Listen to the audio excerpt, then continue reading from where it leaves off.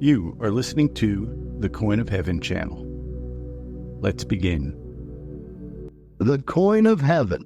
This being my last Sunday for a year, I wish to leave no doubt in your mind of what I tried to tell you in the last 19 lectures.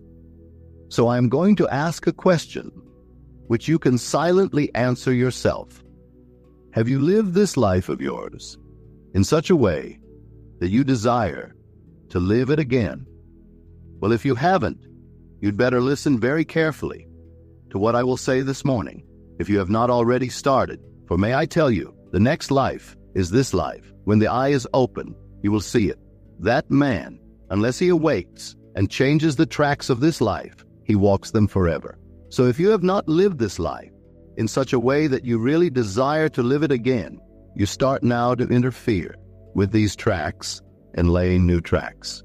Let me give you just one simple little vision. These are all true visions of the speaker.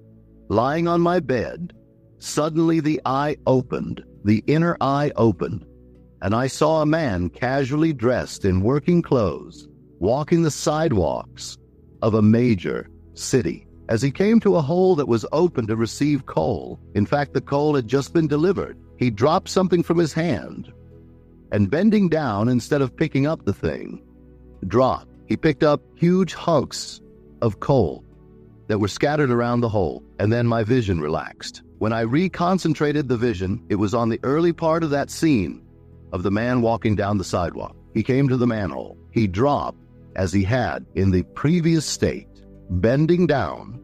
He picked up the coal as he had done before. Everything was in detail. As I saw it for the second time, I said, now that scene hasn't changed one iota. My attention again relaxed. When I reconcentrated it, it was on the early part of the scene. Now I could prophesy for that man.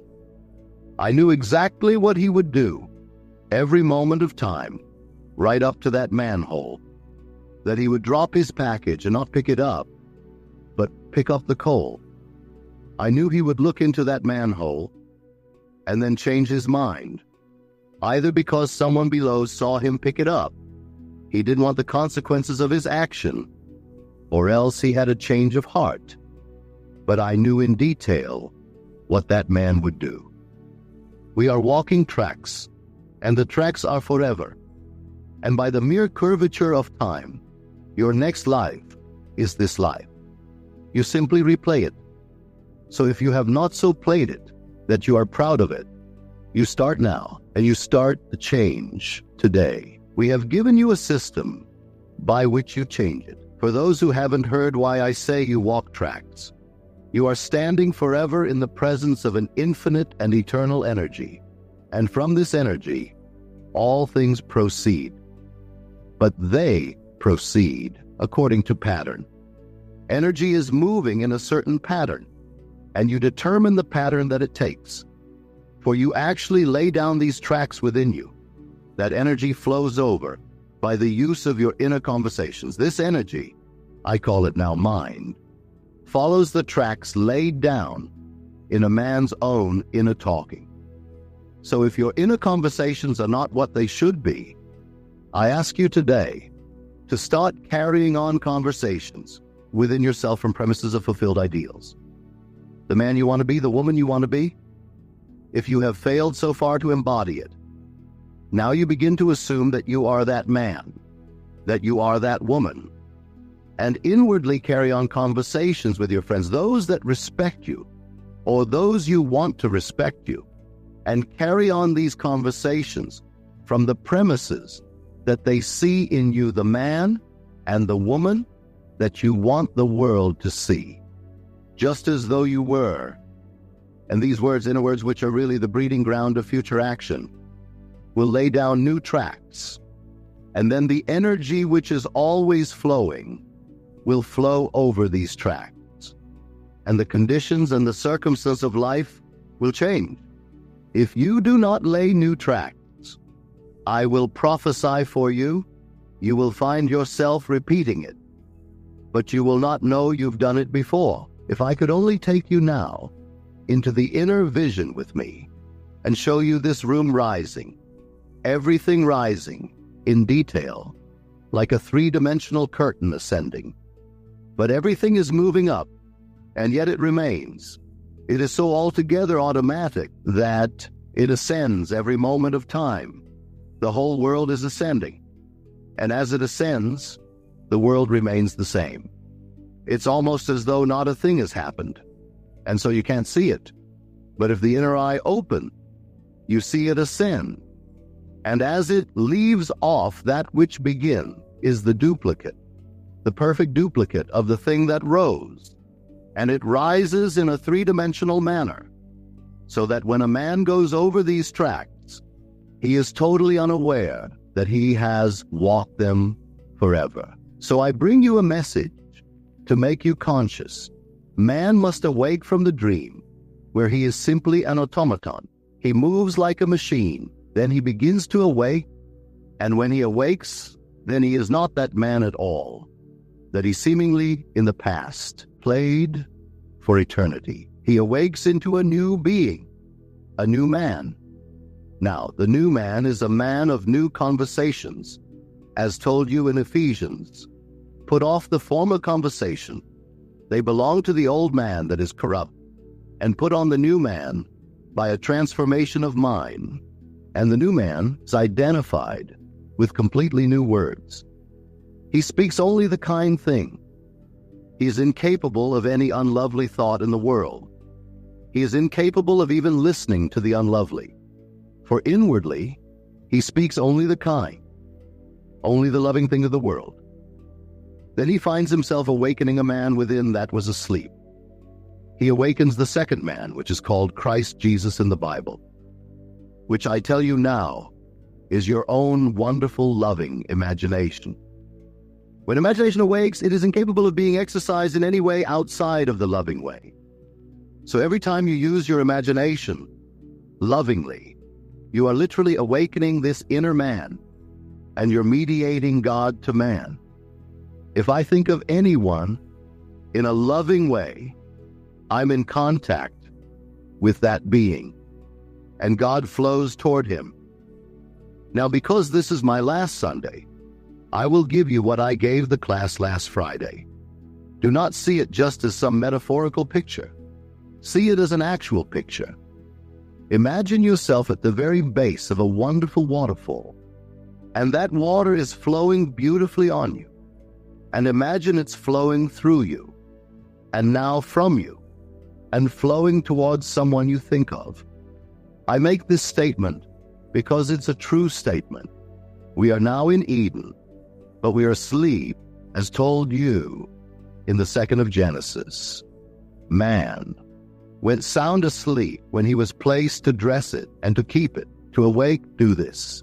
Just imagine yourself the center through which water radiates, and everyone in this world is rooted in me and ends in me, as I am rooted in and end in God. So I am in God's garden. It's Eden. But in God's garden, every man in the world has a plot, a little garden. In that garden, there are trees that grow. You can see them. If I look at this man now and inwardly look at his plot in my garden, I will see the trees. Some will be called health. Some I call wealth. The tree of dignity. The tree of nobility. The tree of being wanted. They may be withered. They will never really die, but they may be withered. They are in need of water. Just imagine that you are watering that plant, and see in your mind's eye the leaves appear on what formerly was a barren plant. See the fruit appear, and wherever he is in the world, as you water his garden, which really is your own garden, as you water it, he will embody the very qualities that the tree is now beginning to bear and radiate. You name the tree, whatever you name it, that it is. And you name this one. If you know he is unwanted, he wants to be wanted. You name it and let the water flow towards it. Imagine it's growing healthily in that garden, and see it put out its leaves, and see it put out its fruit. Wherever he is in the world, he will begin to be wanted by people in his world. If he is unemployed, It's a tree of employment. And see it radiate its leaves and radiate its fruit. He will be wanted, and he will be gainfully employed. I tell you, this is not just an idle statement. Everyone here can do it, and everyone should do it. And whenever you water the tree in anyone's garden, at the same time, you are watering your own garden in the eternal one of God. For I'm the vine, and ye are the branches. Every man can say the same thing. So as you rise here, there are 2,600 of you. You individually are the central vine of God's garden, and everyone in your world is a branch in that vine. So when I, as a central vine, water a branch in my garden, at that same moment, I am being watered, and my garden is being watered in your wonderful garden. I don't have to water my own. Just by taking care of the many gardens in God's Eden, I take care of my own garden that is in the vine of everyone in the world. You try it, and you can bless everyone in the world, and then eventually the eye opens, the ear opens, the inner man awakes, and you see the most glorious world, which is always here to be seen. Only we in our sleep had shut it out.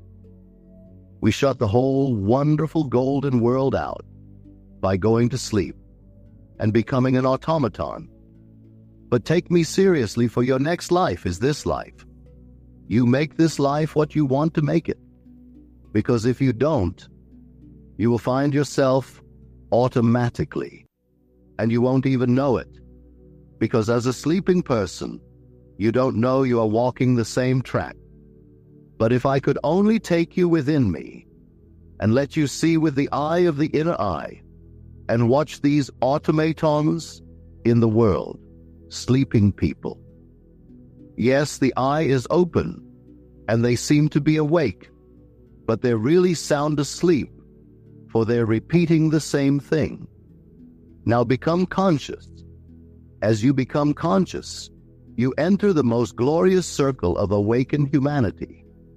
I call it the conscious circle of humanity, or as my old teacher used to call it, the brothers. It simply means the awakened man, and when he wakes, they're all glorious beings, for they are all the image of the Divine One. So try it. Try it today with the art of revision. At the end of this day, review today. If some unlovely thing in the day, don't allow it. You rewrite it. Take that same scene and rewrite it. And having rewritten it, replay it. In your imagination, you imagine the action to be unfolding, and you replay everything in the world. As you replay it, as you ought to have played it the first time you've changed it. And the moment is never receding, as people think. The moment is advancing. Now, this may seem an insane statement to tell you, that yesterday is today's future. It seems insane you think it's not.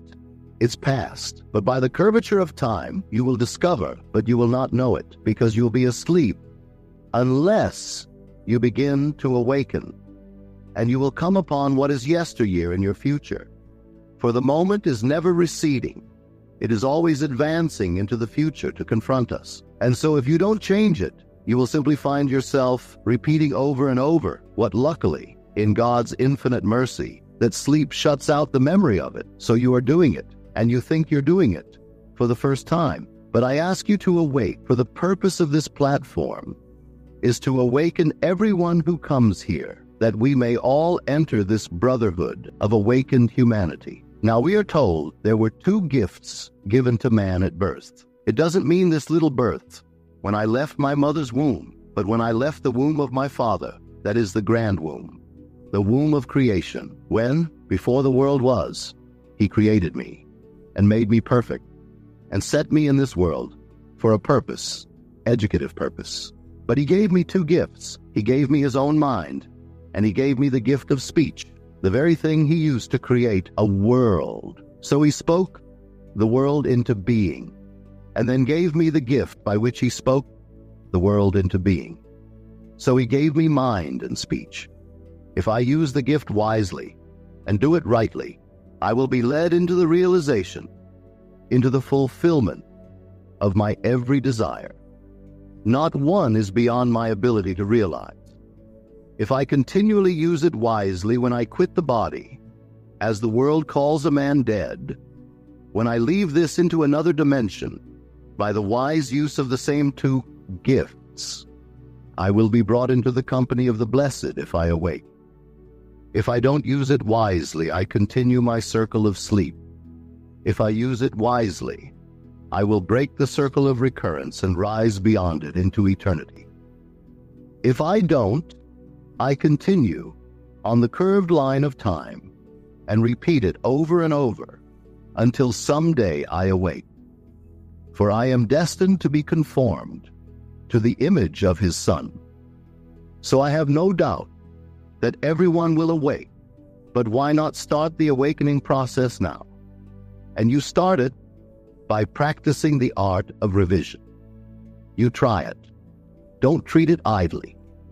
I ask you and I beg you to read and read over and over again the chapter, The Pruning Shears of Revision, and take it day after day, and never let the sun descend upon your wrath, any vexation, or any problem of the day. Resolve it before you sleep, and carry that resolved picture into sleep, and you will find the inner man awakening. But you try it with your friend, and that you are the grand waterfall. The Bible speaks of water. The mystic knows it does not mean water. It means truth. And so when I see anyone in my mind's eye and see him free, I am giving him the only truths that will set him free.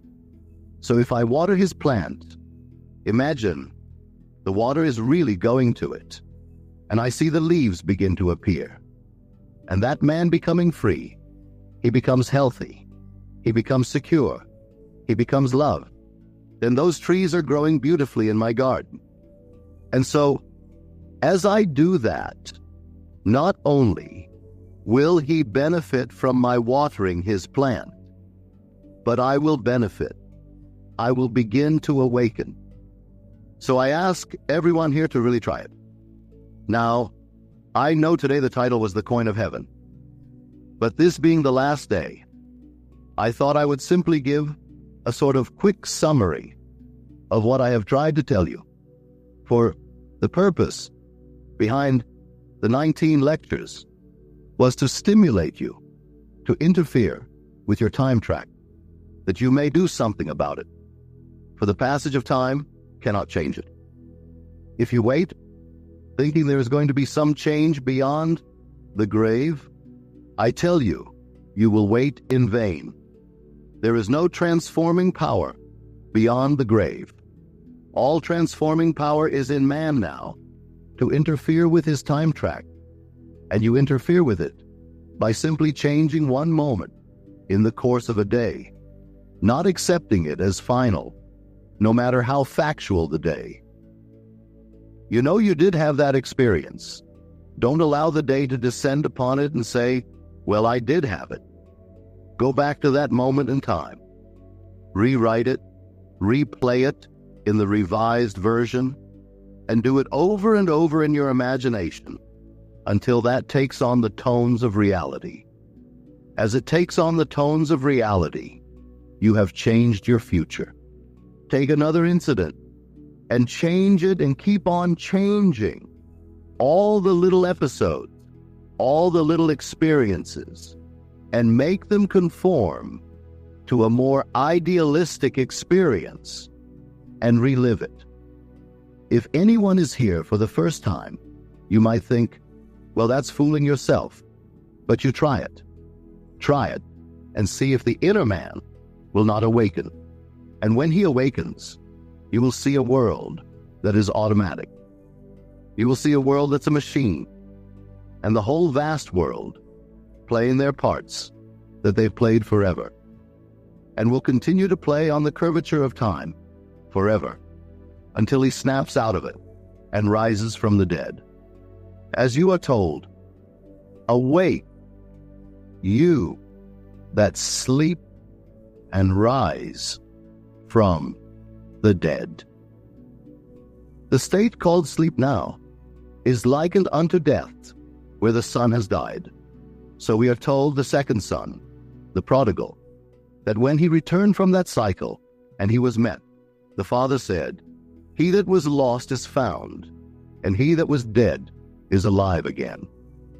So this state of lostness is likened unto death, and the only purpose now is to rise, not to amass a fortune, although you are entitled to it, not to become famous, although you are entitled to it, but simply to awake from the state of sleep. And I know of no other way to awaken a man unless I can show him how mechanical he is. And if you will take and practice seriously the art of revision, the eye will open, and you will have the experiences the speaker spoke of. You too, lying on your bed, will find the eye peering into a city that may be 2,000 miles away, and there you will see more clearly than I see you now, and you will watch the tracks of a man, and then disinterest, and all of a sudden you decide to once more to be interested, and you don't have a memory image of the man. You see the whole thing all over again. You see the man walk the same sidewalk. He does everything he did a moment before. Then take it back again. That track is laid forever, and he will walk it forever until he awakes. So I ask everyone here to take me seriously. If this seems a bit too mystical for you, I don't apologize. It's the only thing I can give you. For as I begin to awake, I've got to give you the food on which then my Father feeds me. He feeds me on new ideas. He changes my value. He changes all my meanings in the world. I don't have the same meaning I had last year. I don't have the same values I had last year. For the motives I had last year might have been along a different line. But then all of a sudden things changed, and you can't place value where formerly you placed it. You can't place it on wealth. You can't place it on names. You can't place it on recognition. All your values change, and then you begin to inwardly see a new wonderful world. So I tell you, this garden of which I speak is a true garden. This you call the world. Don't believe for one moment you are in exile. This wonderful, visible, objective world of ours is not a place of exile. It's the living garment of my Father. It really is his living garment, but it needs interpreters. Individual men come as they begin to awaken, and they will interpret for you this strange, discordant harmony. For to you, if I tell you, everything in your world is related by affinity to your own mental activity, you can't see it. And so you can't quite see this discord as related to you. If you didn't think that way that you know of, you weren't conscious of it. If you were conscious of the activity within you, you would see everything related to yourself, your own being. What you do not now see, you will still know it is still related. So interpreters come, because the interpreters he begins to awaken. He knows this wonderful world has a voice for him that speaks of things behind the veil of your own mind. For behind your face right now, there's an activity of your own imagination. And that activity, could you see it, you would see it projected as the conditions and circumstances of your life. Not one thing is out of order. Change the activity, and you change the world in which you live. And you change that activity by the changing of your inner speech. For speech mirrors your mind, and your mind mirrors God. If you don't change the speech, you haven't changed the activity. And if you don't change the activity, you can't change the conditions of life, for they only come bearing witness of this inner action of your mind. So you want to change. I hope you do. But if you can now reflect upon your life, be it 10 years or be it 60 years, and you can't say within yourself, I would want to live this again if I had the freedom of choice, then you better start right now changing it. Because I make you a prophecy. I make you a promise. Your next life is this life. So if you cannot now in reflection say, I desire to live it again, then start today to lay down new tracks. Because if you don't, you're going to live it again. And living it again, you won't even know you are living it again. It is so altogether automatic. It's so effortless as you walk the tracks. For you stand in the presence of energy, and you can't stop walking. You've laid them, and you will walk them, and the curvature of time will bring you back and back and back, forever and forever, until you break it, and you begin to awaken.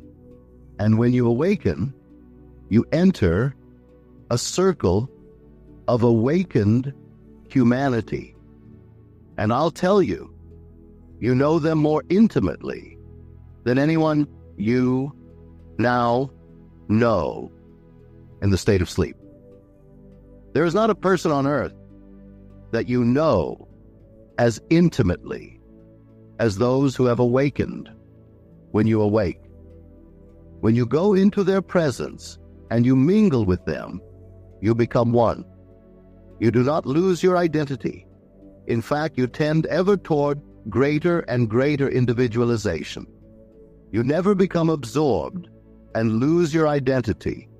But as you awaken to the being that you always were, but you had forgotten it and went sound asleep. There is a beauty in the inner man that the outer has never touched, never scarred.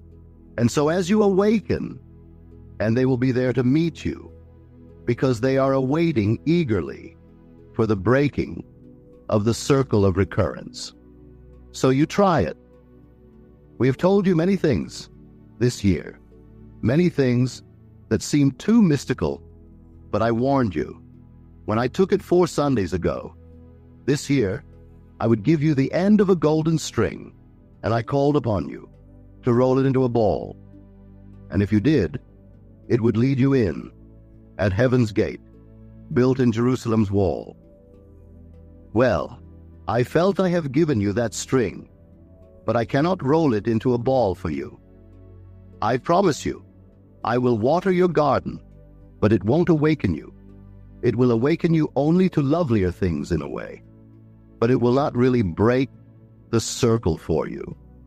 So I offer you now this day again, the end of the golden string, but I call upon you to wind it and roll it into a ball by the daily application of the principle of revision, by daily watching your inner actions and see if they correspond to the actions you desire to perform in the outer world. Watch your conversations carefully. Are they from premises of fulfilled ideas? If they're not, go back and make them actually correspond to the ideal you want to embody in this world. Start. That is winding it into a ball, and it will lead you in at heaven's gate built in Jerusalem's wall. I have no doubt in my mind, for I know from experience, that's how I opened up that wall. I opened it up by application. So I warned you every time I have taken the platform that the knowledge you have now is of no avail unless it's applied.